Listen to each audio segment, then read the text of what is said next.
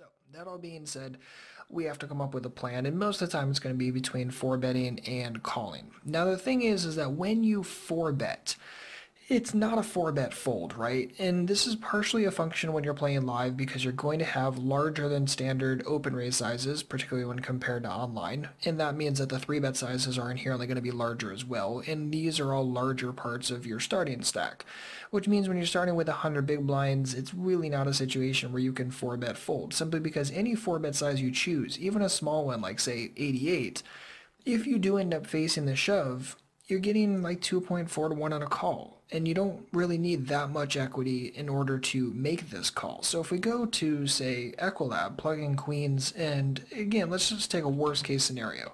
Kings plus, right? Well, against that range, we cannot 4-bet stack off because we need 30% equity. We only have 18. That's obviously not good. But the second that we can widen this up, queens and ace king as well, evaluate that. Now you notice that we have 40% equity. Only need 30. Obviously, this is a snap, get it in, no problem. So the thing is that if he's ever 3-betting wider than just kings plus, and he's stacking those kind of hands off, like wider than just kings plus, then you automatically have to. So the point is that when you 4-bet, it's a 4-bet with a commitment mindset. Otherwise, why did you 4-bet in the first place? So again, as a default, not going to be folding here unless he's just super nitty on his 3-betting. Okay, so that's fine. So now we're between calling and 4-betting. So what goes into the 4-bet? I always like to kind of start there because I always like to proof my aggressive plays first. And again, if we're 4-betting and automatically going to be calling any jam, then we're 4-bet committing. If we 4-bet and he calls, it creates an SPR that's essentially nil, and we're going to be getting it all in on flops. So essentially, you can notice by thinking like that, that whenever we 4-bet, we're committed, which means we're effectively risking our entire stack. So when we're running the math, we have to run it with the effective stack being what's left here. So let's just go right into the spreadsheet, right? So this is a spreadsheet that I created, and this is with a 4-bet preflop with a commitment mindset. So essentially when we're in a situation exactly like this, where we're going to 4-bet, and if we 4-bet, we're going to stack it off one way or the other, which means we're risking the entire stack here when we're doing this.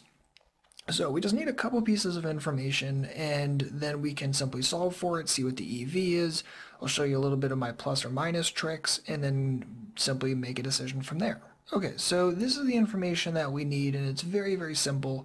And the more and more you practice with this off the table, and I cannot stress this enough, this is all work we do away from the tables, that it becomes ingrained, and in real time we're able to estimate the EV with more accuracy. This is all stuff we work with off the table a million times. So we need a couple of different pieces of information. We need the pot size before we 4-bet. We need to know how much we'd have to call right this moment, the effective stack that's left, our equity, and then I decided instead of doing a raw how often does he fold, I decided to mathematically break it down to make things a little bit easier. So that all being said, let's start filling things in. So pot size before we 4-bet is $59. It's not too hard. Pop that in there. How much do we need to call? Well, right this moment we need to call what's left there, so $26. Nice and easy. The effective stack, how much is left right this moment? Well, we did cover him in this situation, so if we were to shove, we'd only be shoving and risking $206. And again, that's not saying that we're going to just straight up 4-bet shove. The fact of the matter is that because we're going to 4-bet commit, we have to run the math as if we're risking the full 206. Even though we may not be risking it all the time for the times that say we 4-bet and he folds, the effective risk is still going to be 206 in this situation. Easy enough, and then we need our equity against his all-in range. Now this allows us to populate two different numbers. So let's just take kind of the worst case range, right?